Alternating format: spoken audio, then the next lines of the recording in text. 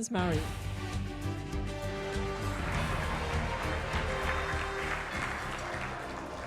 Good evening, everybody. It's a pleasure to be with you this evening. Before I get started, I'd like to thank Karen for fantastic emceeing. So let's give her a hand, first of all.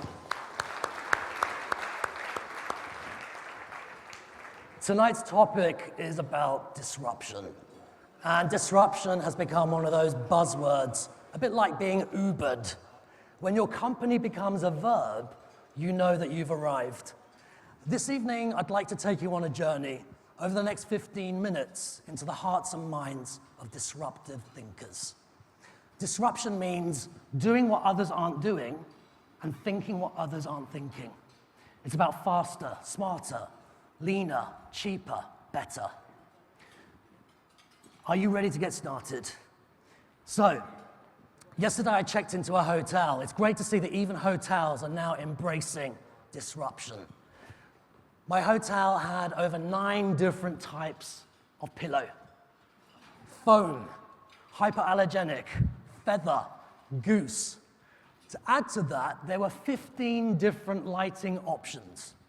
I needed the navigation skills of a Boeing 747 pilot to find the best configuration. It took about 3 hours to switch the lights off. If you travel a lot, you'll be able to relate to this experience. So, let's get started, and I'd like to introduce you to the CTO. You may have noticed that chief executives are getting younger and younger. This is called a child technology officer. Most families have one. I don't think Steve Jobs intended the iPhone and the iPad to be a baby management technology, the baby management tool.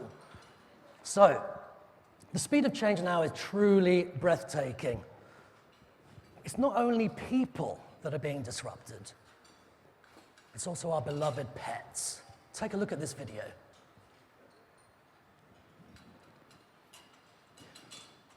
Video, please.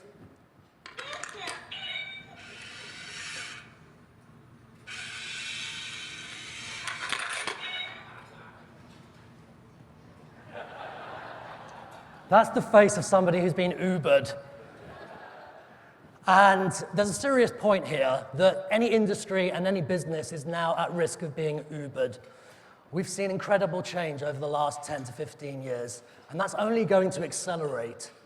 It's very humbling and exciting at the same time to know that this is the slowest it will ever be in our lifetime. I'll repeat that. This will be the slowest time ever in our lifetime. Recently, I got to visit Facebook in Silicon Valley. Its headquarters are built on the former site of Sun Microsystems, which was sold to Oracle in 2009 for $7.4 billion. When you arrive, the iconic Facebook thumbs up is actually on the back, actually covers the Sun Microsystems logo. Now, Sun was once a $200 billion company with some of the most talented minds in business. I asked myself, what killed its growth, and why are more companies dying younger? The age of disruption means 4 things: volatility, uncertainty, complexity, and ambiguity. These are 4 disruptive forces that create tremendous risk, but also tremendous opportunity. One of my favorite facts is that it took the telephone 75 years to reach 100 million users. It took Instagram 3 years. And the game Pokemon Go, less than 3 weeks. Let's take a look at another short video clip. Now we have the Internet of Things, wearable technology, 3D printing. In the future, as a CEO, your job title will not be Chief Executive Officer. It will be Chief Entrepreneur Officer. You need to be a futurist, and you need to think and act like a startup in order to remain viable. One of the biggest paradoxes of the age of disruption is a success trap. The more successful you are, the less likely it is that you'll change before you need to. We've seen some big casualties over the last 5 years, including BlackBerry, Kodak, and even the once mighty Nokia, I remember enjoying dinner in Helsinki with 3 Nokia executives in 2007. This was just after the iPhone, the first iPhone had come out. And the first thing I noticed, these 3 Nokia guys all had iPhones. I swear. And I knew at that point that this story was not going to end happily. Fast forward to 2014, and Nokia Mobile was purchased by Microsoft for $7.4 billion. At its height, it had a market cap of over $250 billion. There's a lesson to be learned there for all of you this evening, which is you need to think about 3 types of boxes. Box 1 is managing the present. We're usually good at that, and we usually commit lots of time and resources and energy to managing the present.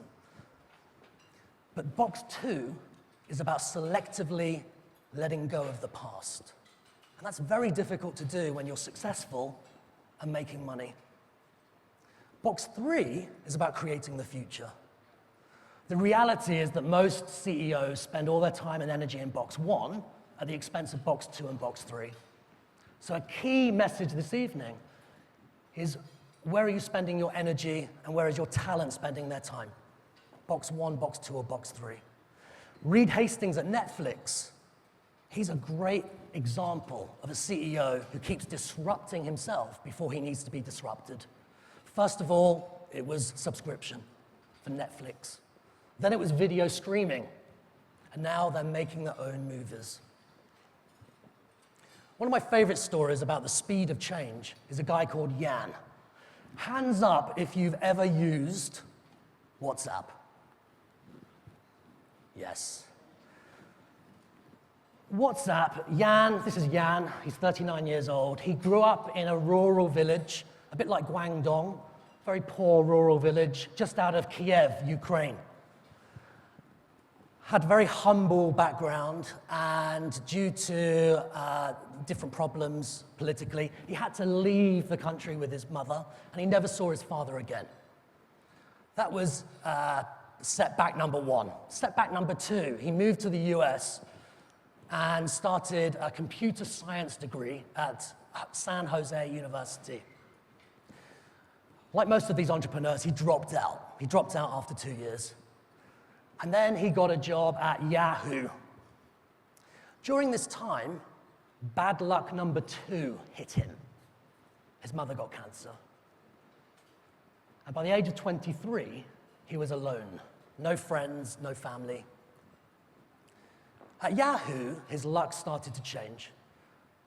And one day he was at the canteen. This is the power of Guangxi. He was at the canteen, and he met a guy called Brian. Brian's 10 years older and became a friend and a mentor. They continued to work at Yahoo for about 10 years, and then they applied for jobs. They applied for jobs at Twitter. They got rejected. They applied for jobs at Facebook. They got rejected. And so they decided to take a vacation, and they went to South America. And sometimes when you're defocused and away from the problem, it's much easier to be creative, to be objective. And during that time, he had this idea for what's up. And then he changed it to WhatsApp. And he pulled out one of his old Soviet books and started to sketch a business model for this messaging app. 6 months in, he wanted to give up. And day after day, he said, look, this is just too difficult. It's too much emotional commitment to do a startup. But his friend Brian gave him support and was there and told him not to give up. He demonstrated a Viking spirit called sisu. Sisu is a Finnish word, and all entrepreneurs have it.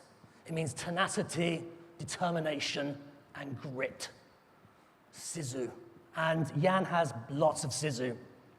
So, fast forward, you remember that he got rejected at Facebook. That was probably one of the costliest mistakes by Mark Zuckerberg. Because on Valentine's Day, 2014, Jan Koum got a telephone call from Mark.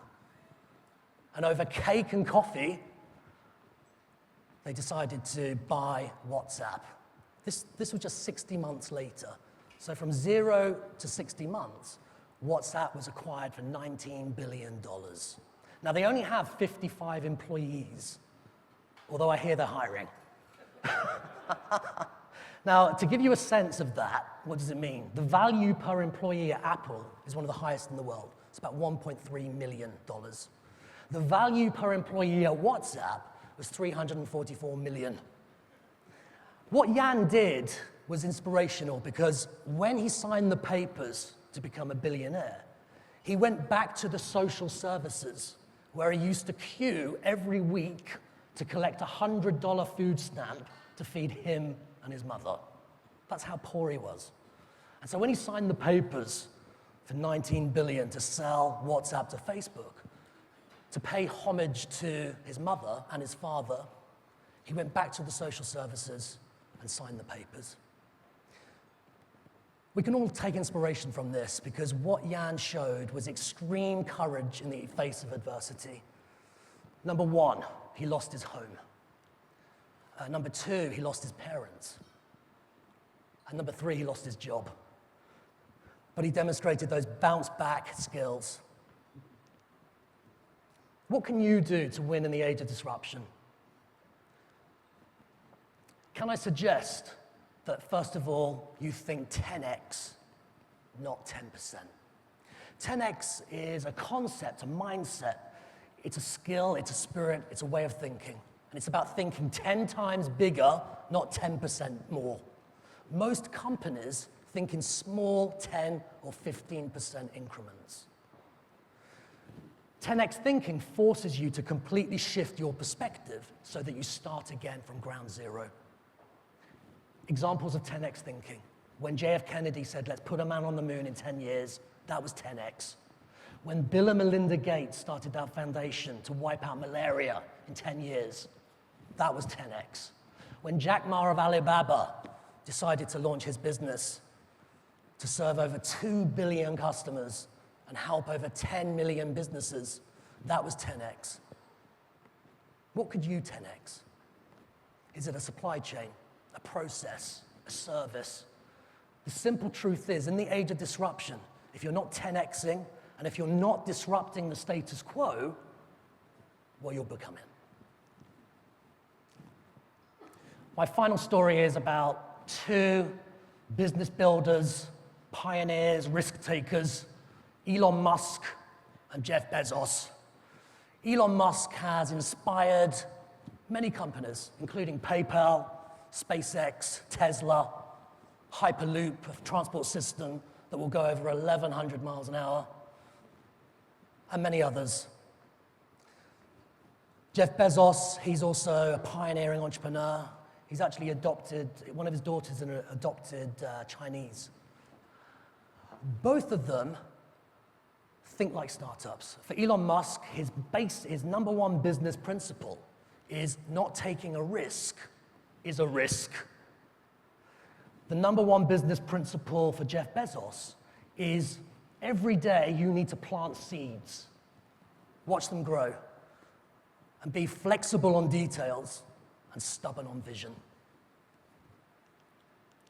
Let's look at another short video clip. And this is the future. I'd like to introduce you to the world's first self-driving bicycle. Take it away.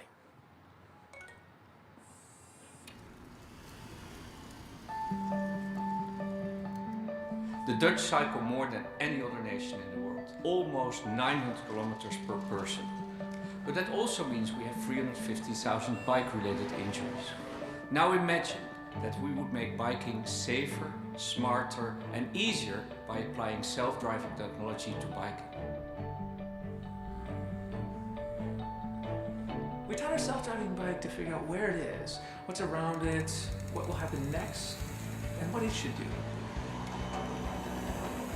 We leaned on Google's expertise in self-driving cars, but we had to adapt the technology to work on a bike.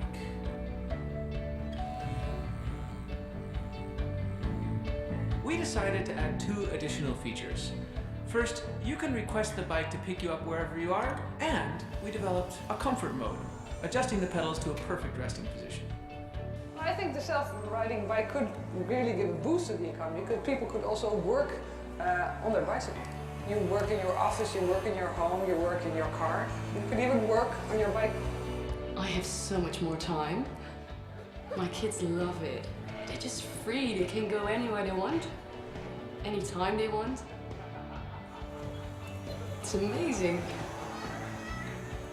At the Fietsersbond, we feel that this is the biggest invention since the invention of the bicycle itself. At Google, we always put our users first. With the launch of this bike, we believe we do that again.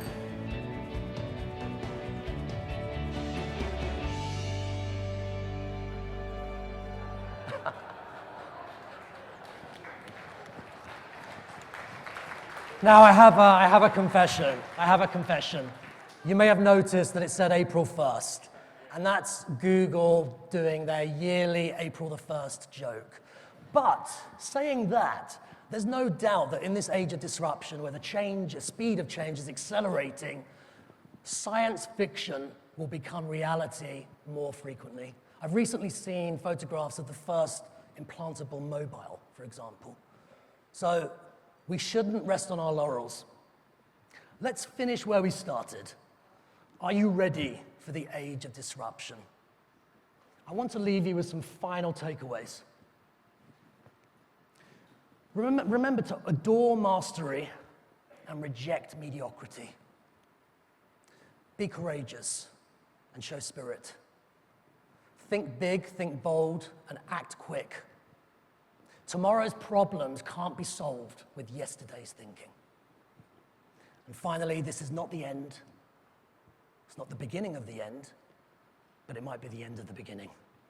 Don't ask me to repeat that. Thank you very much.